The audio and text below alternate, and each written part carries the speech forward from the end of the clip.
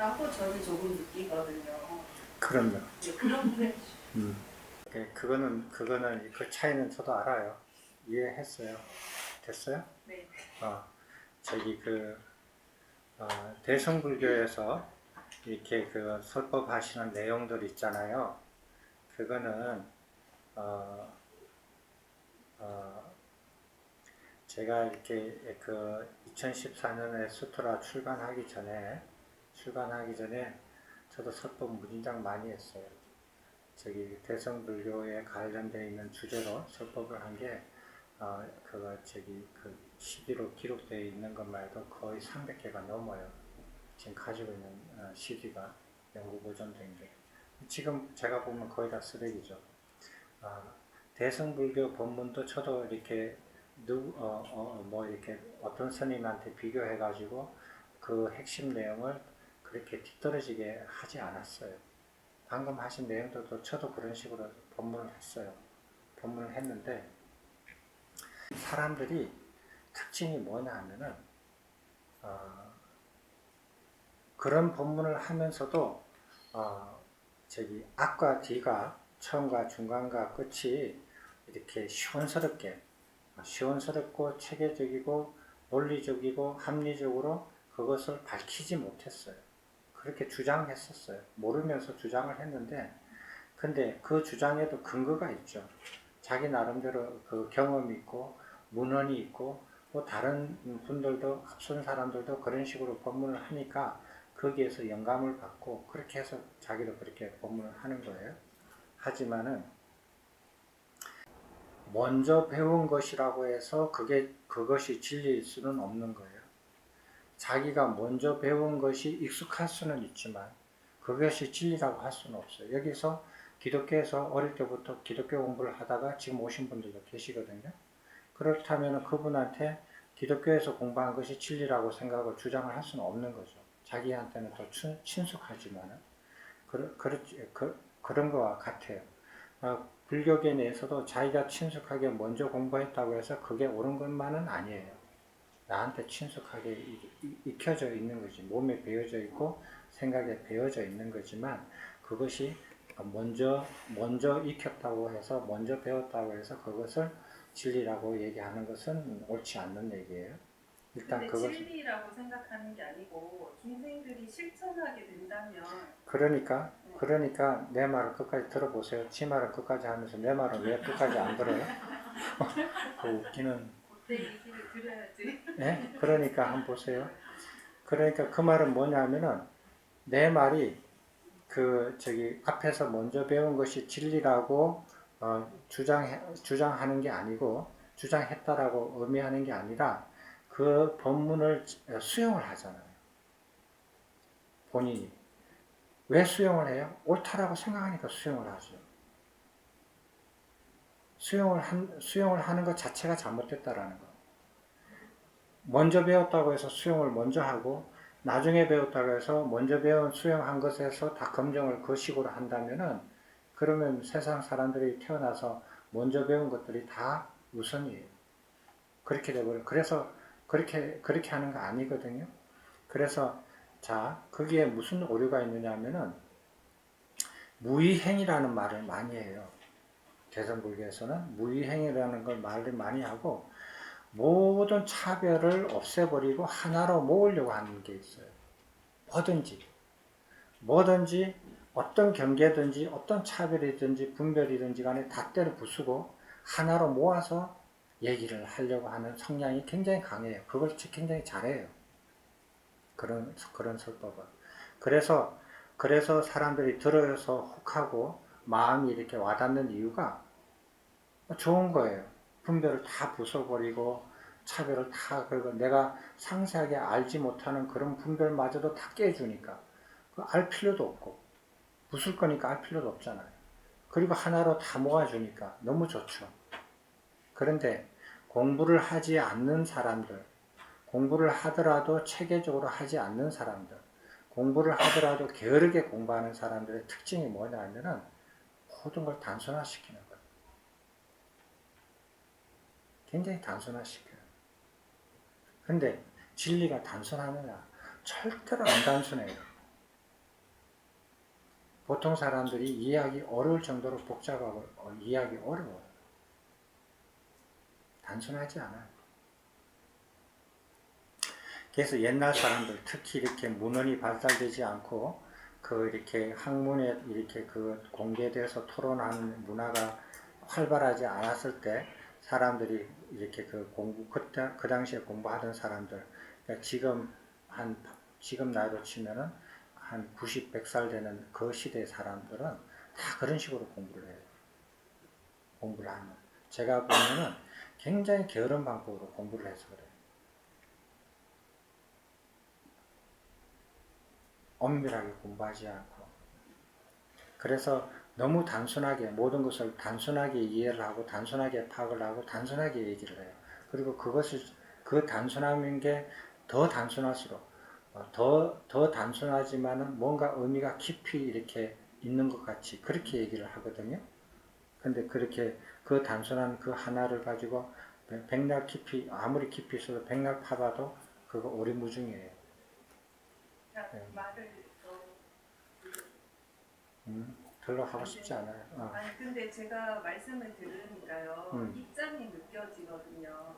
이게 무슨 말이냐면 저는 뭐 대승 도승 이런 거에 대한 지식도 없고 그렇게 열심히 하면서 무의행이라는 말을 비록 표현을 하지만 가벼워지는 기름이 물에 뜬다고 하셨듯이 비워지는 마음이 생긴다는 것을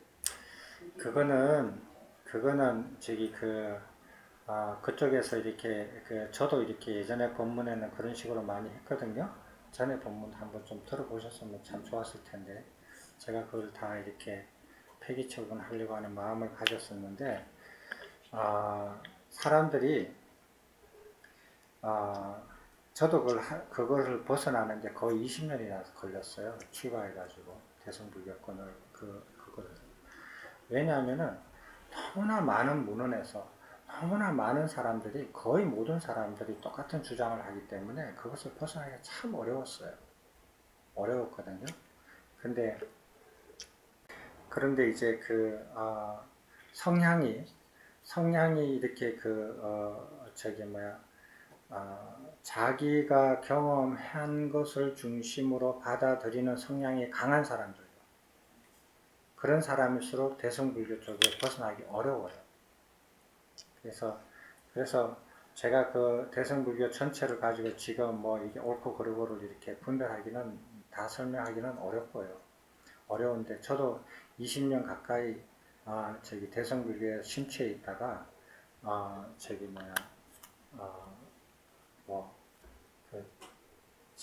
선악가에서는 선종에 대한 문헌을 굉장히 많이 봐요. 거의 이렇게 관하선에 관한 많이 보지만 저는 하면서 다른 나라 문헌들도 번역된 것들도 이렇게 대승불교권에 있는 것들도 많이 보면서 그것을 이렇게 파악하고 그것을 벗어나고 하는 것이 참 어려웠어요. 근데 그것을 혼자 힘으로 하기는 굉장히 어려워요. 저도 한 20년 정도 걸렸지만 저는 벗어난 이유가 뭐냐면은 거기서 20년 동안 거의 쉬지 않고 애를 써서 그 하나를 탐구를 해냈거든요. 그렇게 하면 된다고 해서 했는데 하면 할수록 피곤하고 오리무중이고 이렇게 점점 더 이렇게 처음에는 굉장히 명료하게 느껴졌다가 더 이렇게 많은 세월을 지날수록 그게 점점 더 이렇게 어느 순간에는 더 오리무중으로 되거든요. 근데 그 어느 수준을 딱 명료했던 그 수준을 딱 멈춰버리면 그러면 그게 모든 게 다 명료하고 모르는 건 모르는 걸로 아는 건 아는 걸로 딱 그렇게 받아들이고 정리하면은 명료하게 그냥 쭉 갈 수 있지만 계속 그 하나를 끝까지 파고 들어가면은 나중에는 명료했던 것들이 다 이렇게 흐트러져요. 그래 흐트러지는데 처음에는 그게 내 근기 탓을 했죠. 근데 근기 탓을 했는데 주변에 돌아봐도 뭐 근기를 이렇게 서로 이렇게 재봐도 글쎄 하는 생각이 드는데 어쨌든지 내가 최선을 다해서 계속 이렇게 쉬지 않고 노력을 해도 그게 이렇게 어렵다면은 과연 어떤 사람이 이런 것들을 할 수 있을까? 어떤 사람들이 이것을 해낼 수 있는 근기가 될까?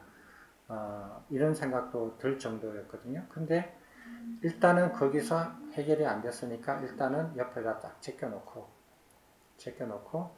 부처님 니까야 경전을 공부하기 시작했어요.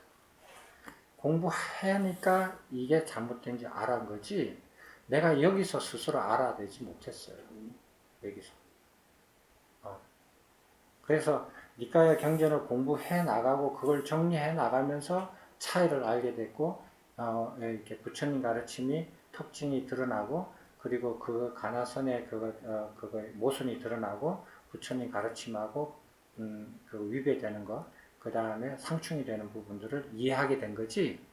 이 안에서 부처님 가르침이 없었다면 이 안에서 모순과 상충점을 그 안에서 스스로 찾아내기는 참 어려웠을 거다 하는 생각을 해요.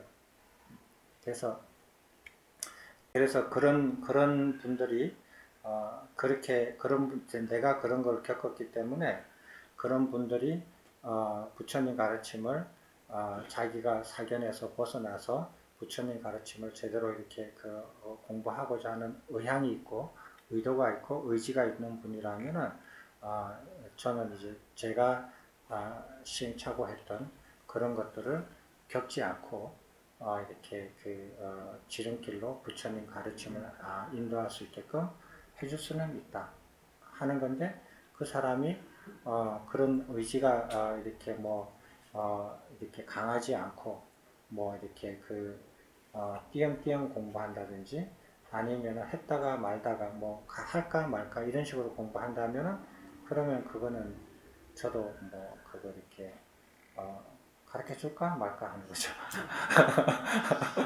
그건 어쩔 수 없죠. 그런 생각이 아니고요. 이게 교리에 대해서 제가 아는 것이 있어서 분별할 정도는 안 되는데 제가 알기로는 대승불교라는 것을 알게 된 게 소승 불교가 나왔기 때문이지 않습니까? 그러면 나중에 그런 말도 대승과 소승이라는 걸 알게 될 어떤 교리가 나올지 안 나올지는 아무도 모르는 일이니까 그런 둘 말은 다 놓고 봐야 되는 거 아닌가 그런 생각을 해요. 둘 다 내가 다 겪었죠. 대성은 20년, 소승은 지금 8년, 4년 플러스 초고 공부할 때까지 합치면 한 10년 가까이 되죠. 다 겪었어요, 저도. 그러니까 그리고 이렇게 그런 소승의 이론, 대성의 이론, 이렇게 대성의 이론 한다고 해서 뭐가 딱 이렇게 체계가 이 불교 체계가 갖춰져 있느냐 그렇지도 않아요. 그렇게 갖춰져 있으면 내가 빨리 20년이나 그렇게 소비하지 않아요. 갖춰져 있는 이론을 가지고 판단하는 것은 많은 시간이 안 걸려요. 갖춰져 있지 않기 때문에 그걸 판단하는 게 더 어려운, 더 많은 시간이 걸리고 판단하는 게 되는 거예요. 그게 불교 공부해 보니까 어떠세요? 어떤 체계가 가르쳐져서 시작과 중간과 끝을 딱 알게끔 가르쳐 주던가요? 대학원에서? 그러셨어요? 제가 부족해서 그런지 잘 몰랐습니다. 아니요. 부족하면은 그 대학원에 이제 합격해서 떨어져야죠. 합격을 했으면은 거기서 공부할 만한 그 능력이 갖춰져 있다라는 걸 그 교수들이 판정한 것이고, 그런데도 거기서 커리큘럼대로 공부를 했는데도 불구하고 거기서 합격시켜주는 떨어진 사람도 있고 합격한 사람도 있는데 합격이 되어서 거기서 커리큘럼대로 배웠는데도 불구하고 아까 뒤를 모르고 처음과 중간과 끝을 모르게끔 판단이 된다면은 그것은 본인 책임이 아니에요. 본인 책임이 아니고 학문 자체가 그렇게 안 갖춰져 있는 거예요. 안 갖춰져 있는 거예요. 그래서 그거는 정말 쇼킹한 얘기예요. 대학에서 무슨 과가 있어요. 불교학과, 선학과, 과가 있는데 그리고 거기서 대학교 학생들을 4년 동안 가르치고 대학원에서 석사, 박사를 이렇게 길러내요. 그런데 학문이 체계가 안 잡혀져 있다는 걸 난 상상도 못했어요. 그런 게 가능한지. 어떻게 그게 가능하겠어요? 만약에 그게 체계가 안 잡혀져 있는데 젊은 학생들을 고등학교 졸업해가지고 대학교 4년 동안 공부를 시키고 석사 박사를 이렇게 해가지고 학위를 주고 한다는 게 어떻게 그게 가능한가? 그거 이렇게 그 학문의 체계가 이루어져 있는 그런 과의 입장으로 보면은 다 사기예요, 사기. 사기범들이에요. 학문의 체계를 이루어 놓지도 않았으면서도 석사 박사학위를 주고 대학에서 과를 만들어 가지고 학생들을 모아서 가르친다는 것은 그건 완전 사기죠. 안 그래요? 제 말이 너무 강한가? 이게 무슨 얘기를 하는지 나도 잘 모르겠지만 그래서 그 저기 뭐야 그 부처님 가르침을 이렇게 어떤 인연으로든지 간에 접했으면은 어, 본인이 그것을 뭐 다 이해하고 싶다 안 하면은 뭐 상관없어요. 그렇지만 자기가 이해를 하고 싶고 부처님 가르침을 다 이해해서 자기가 그것으로서 수행을 하든지 공부를 하든지 하고 싶다라고 한다면은 그러면은 열심히 하시길 바래요. 그 기회가 그렇게 닿은 기회가 그리 오래 가지 않아요. 오래 가지 않고 본인들도 나이가 들어서 옆에 나이 드신 분 보세요. 힘들어 하잖아요. 앉아 있는 것도 힘들어하고 오는 것도 힘들어하고 자주 오는 것도 힘들어하고 그래요. 그게 많은 평생 이렇게 자기가 공부하고 싶을 때 공부할 수 있게끔 그렇게 기회가 주어지지 않아요. 그러니까 인연이 닿았을 때 자기가 하고 싶은 의향이 있다면 의지가 있다면 자기가 노력해서 상황을 만들어 가서 공부를 열심히 할 수 있는 상황을 스스로 만들어서 그거 자기가 공부를 하셔야 돼요. 상황을 기다리시면 안 돼요. 공부 못 해요. 네, 질문 있으세요? 예. 교수님 본문 중에 크게 나쁜 그 본문 중에 스님께서 이제 저희가 그 봉사에 대해서요 당연히라고 생각하는 그 의식 그 말씀을 하셨는데 들리죠? 네. 그러면 그 당연이라고 생각하는 그 의식의 바탕에는 반드시 분명히 부처님의 가르침이 있는 상황에서 당연한 의식으로 스님이 생각해야 되는 거 맞죠? 왜냐하면은 타 종교까지 잠깐 비교를 하셨잖아요. 그런데 그런 가르침 없이도 다른 우리가 볼 때 외도의 가르침에서도 당연히 하는 그런 봉사가 있잖아요. 그건 어떻게 돼야 되는지. 경전에 보면 부처님께서 브라만이나 외도들이 이렇게 와서 이렇게 물어봐요. 브라만들이 3명 브라만들이 범천에 가는 거, 범천에 가기 위해서 이렇게 노력하는 거 이런 거에 대해서 이렇게 질문을 하잖아요. 그러면은 부처님께서 이러이러한 방법으로는 범천에 이를 수 없다. 그런데 이러이러한 방법으로 범천에 이루고자 한다면 누구든지 이러이러한 방법으로 범천에 이루고자 한다면 그것은 가능한 일이다.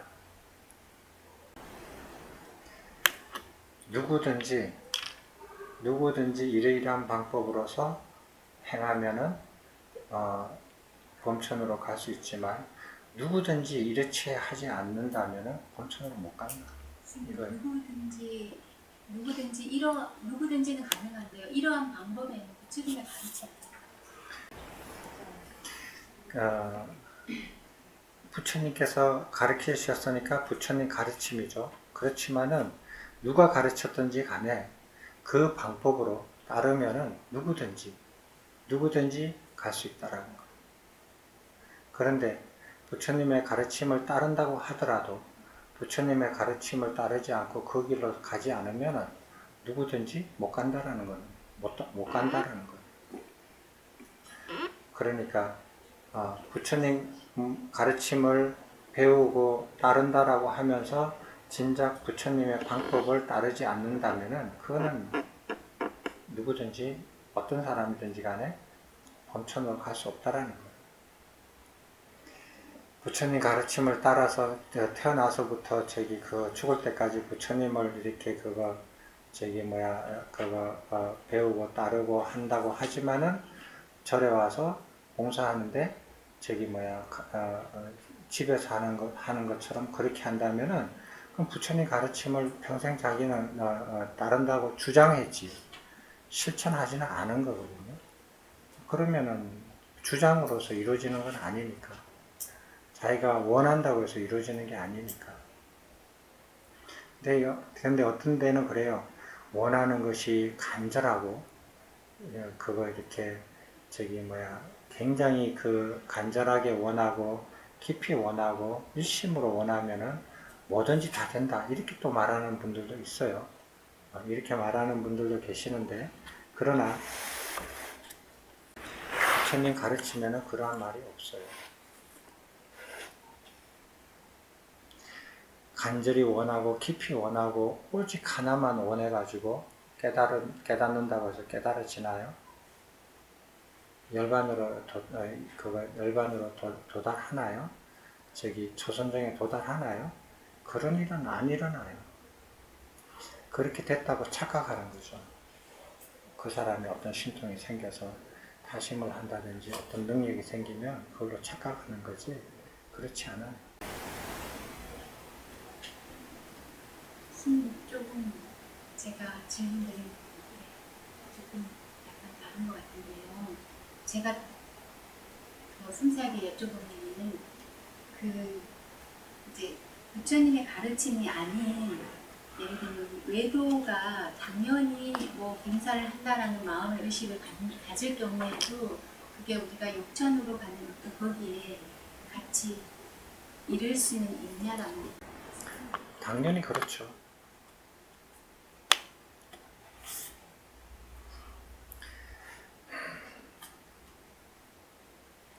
스님 오늘 가르침을 저는 이렇게 한번 정리를 해봤는데, 짐승은 자기 가족에게 본능이 끝나면은 이렇게 외해하고, 인간은 그걸 자기 가족 안에서 평생 행하고, 이제 천신의 경우는 자기 가족에게 하듯이 모두에게 한다 이렇게 저는 이해를 했고, 이제 그렇게 천신을 이해한 게 저 얘기가 맞다면은 대승에서 얘기한 무해행하고 뭐 얘기가 이렇게 막 갇혀져 버릴 수도 있지 않겠습니까?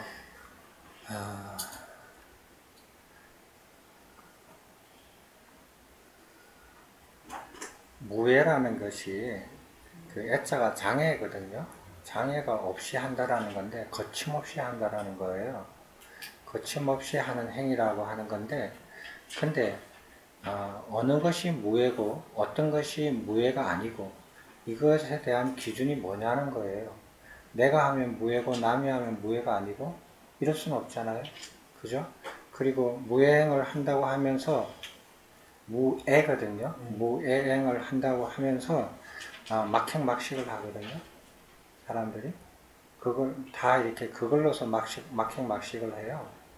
그 계율 같은 것도 그것도 경계라 그러고 그것도 다 탓하고 그런 것들도 뭐 이렇게 지키는 사람은 무예행을 이해 못하는 사람이나 계율을 운운하지 무예행을 하는 사람은 계율 같은 거 운운 안 한다라고 해요. 그죠? 일단 깨달기에도 그렇다 이런 뜻이에요. 네, 그렇게 이제 많이 얘기하거든요. 멋있는 말이죠. 폼나는 말이에요. 무위행을 말하는 거죠. 하는 무예행하고 무위행을 하는데 무예행은 그래도 그나마 이렇게 주장할 수가 있는데 무위행은 그거는 좀 더 엄밀하게 그거 이렇게 말할 수 있는 말이거든요. 유위계와 무위계가 있어요. 그래서 유위계에서 일어나는 모든 행위 행동은 유위행이에요. 무위행은 무위계에서 일어나는 모든 행위 행동이에요. 그래서 얘기했지만 삼계는 유위계예요. 삼계를 벗어나는 것만 무위계예요.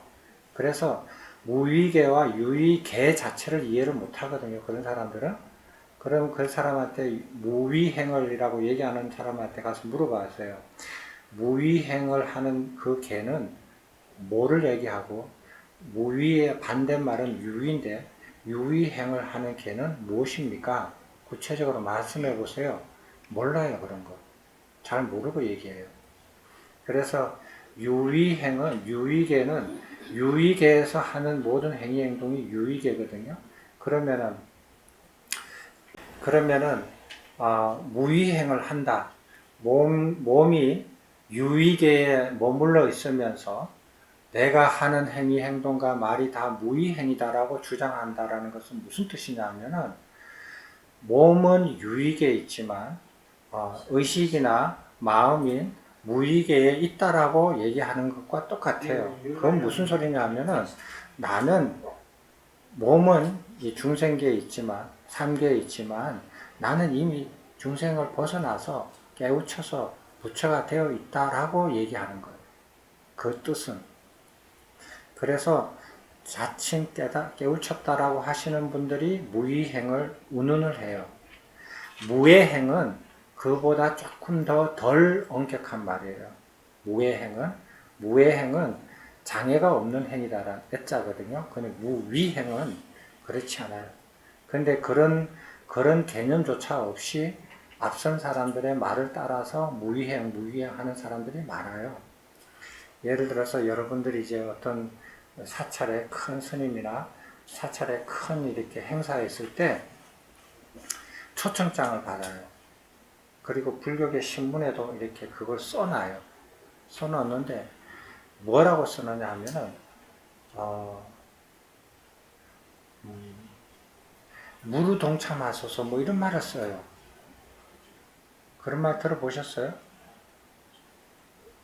그런 거 혹시 보신 적 있어요? 무루 동참 이런 말들을 가끔 표현을 하거든요. 그거는 사람들이 그 어휘를 모르고 막 쓰는 거예요. 이 사람이 썼기 때문에 나도 따라서 쓰는 거예요. 훗날에. 그런 말들은요. 어느 단어의 정확한 의미를 모르고 사람들이 한문도 잘 모르고 그 용도도 잘 모르면서 어떤 사람이 그걸 쓰니까 폼나게 보이고 멋지게 보여서 자기도 따라 썼더니 사람들이 나를 폼나게 보고 멋있게 보더라. 그래서 그 말이 쓰는데 이 사람 저 사람 다 쓰는 거예요. 보편화된 거예요. 그렇듯이 사람들이 어휘나 그 용례를 잘 모르고 쓰는 어휘들이 많아요. 근데 조금 다른 게 몸은 유위에 있지만 의식은 무위에 가 있다가 아니고 몸은 유위에 있지만 의식도 유위에 없다라고 생각한 그 순간이 드는 거. 그러니까 유익에 없으면 없는 것이 없는 것 완전히 없는 것을 어떻게 의식을 해요? 그러면은 그거는 유무에 이렇게 빠진 거거든요. 없는 순간에서 있는 순간으로 변화하고 있는 순간에서 있는 순간 아는 거죠. 있는 순간에서 없는 순간으로 가고 없는 순간에서 있는 순간으로 가는 것을 다 과정을 설명할 줄 알아야 돼요. 그렇게 말을 하려면 그냥 아무렇게 주장해서 되는 말이 아니에요. 주장이 아니고 그런 느낀 걸 그냥 설명. 그런 느낌을 설명하셔야 돼요. 그 느낌이 착각인지 그것을 보편적으로 진리로 타당하게 남들한테 설명할 수 있고 그 설명에 따라서 남들도 그렇게 경험할 수 있는지 없는지. 그거는 마치 수박을 먹고 그 맛을 우리가 진짜 수박은 수박을 안 먹어본 사람한테 내가 수박을 하나 사가지고 앞에 가서 쪼개가지고 먹어보시 하고 줄 수가 있어요. 그 물질이니까. 그러니까 수박으로 비유를 많이 하지만 그거와 같이 자기가 경험한 것을 다른 사람한테 수박 먹이듯이 드러내고 먹여줄 줄 알아야 돼요. 그래서 그 사람이 자기처럼 똑같은 경험을 반복해야만이 착각이 아니에요. 의식작용을 의식하는 그런 순간에 설명하는 것과 같은. 그럼요. 다 하셔야 돼요. 의식을 탐구하는 거기 때문에 의식의 변화가 어떻게 변화하든지 있다가도 없고 없다가도 있고 있는 것도 아니고 없는 것도 아니고 이런 걸 느꼈다면은 그걸 다 설명해내야 돼요. 언어로 설명하는 게 아니지 않나요? 언어로 설명 안 하면 뭐로 설명해요? 말로 설명해요? 부처님도 다 말로서 언어로서 다 설명해냈는데 왜 못해요? 그건 언어로 설명하지. 설명을 못하니까 그렇게 막 남기는 거예요. 제가 들 때도. 지금 그런 거 있으시는 것 같아요. 아니, 저기 지금 도마님이 그렇다는 게 아니고. 저기 그거 사람들이 어떤 논의에서 자기의 경험만 이렇게 주장하고 다른 그 경험을 보편화시키지 못하는 사람들의 특징이 뭐냐 하면은 이건 언어로 표현할 수 없다라는 거예요. 그런 말을 많이 쓰거든요. 여기에도 그게 나와요. 어디 나오냐? 니까에서 저기 어디서 나왔어요? 저기 존론에서 그 말이 나오죠. 불가설이에요. 말 못한다라는 거예요. 그건 왜 말 못하느냐? 말로 표현할 수 없으니까요. 말의 표현의 영역을 넘어섰다라고 이렇게 얘기하는 거예요. 그래서 불가설이라는 말이 나와요. 옛날부터. 그런 말을 많이 써요, 사람들이. 근데 물리에서는 이런 말을 해요. 말로서 우리가 상식적으로 도저히 이해가 안 되는 현상들을 발견을 하는데 사람들은 이거를 어떻게 이렇게 이해할 때 말로서 하거나 글로서 쓰거나 뭐 이렇게 하면은 참 이렇게 말이나 글에 벌써 상식이 포함이 돼 있어 가지고 그것을 상식적으로 이렇게 받아들이지 못하는 부분들은 정말 말이나 글로서 표현하기 어려운 부분들이 있어요. 그럴 때 수학으로 표현을 해요. 수학으로 표현하는데, 근데 수학을 이해하고 그것을 말로서도 표현하고 하는데, 이렇게 표현한 적이 있어요. 보호라는 사람이. 이렇게, 우리 경험의 세계와 전혀 동떨어진 이런 세계에 대해서 우리가 이해를 하고 안 하고의 그 판단 기준을 어떻게 할 수 있느냐 하면은 자기가 이해했다라고 주장하고 혹은 저 사람은 너는 이해를 했다, 이해를 못했다라고 판단 기준을 어떻게 하느냐 하면은 모국어가 많이고 모국어 빼고 제2외국어로 2개의 제2외국어로 표현할 수 있을 때 그 사람은 그것을 이해할 수 있다, 이해했다라고 판단한다. 그런 거예요. 모국어로는 미묘한 것까지 자기가 모르는 것까지도 말을 할 수 있어요. 아는 것도 말을 할 수 있지만 모르는 것도 표현할 수 있어요. 그러나 제2외국어로는 모르는 것을 표현하기는 굉장히 어려워요. 그러나 제2외국어로도 그 현상을 두 가지 제2외국어를 가지고 그것을 표현했다면 그 사람은 그 현상을 이해했다라고 얘기할 수 있다. 이렇게 얘기를 한 거예요. 아주 엄밀하게 얘기한 거죠.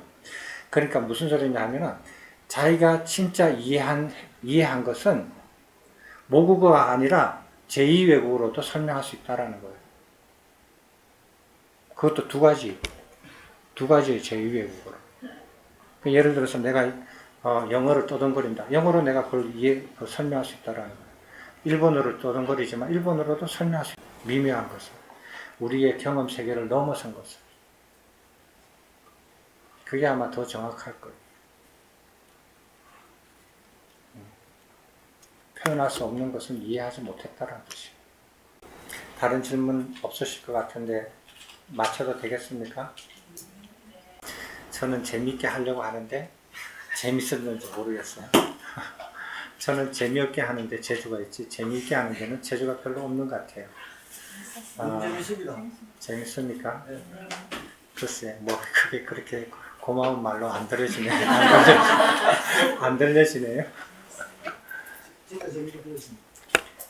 스님하고 좀 이렇게 토론 좀 했으면 좋았을 텐데 스님께서 워낙 이렇게 입이 무거우셔서 다음 기회에 한번 볼까요, 스님? 마칠까요, 스님? 네.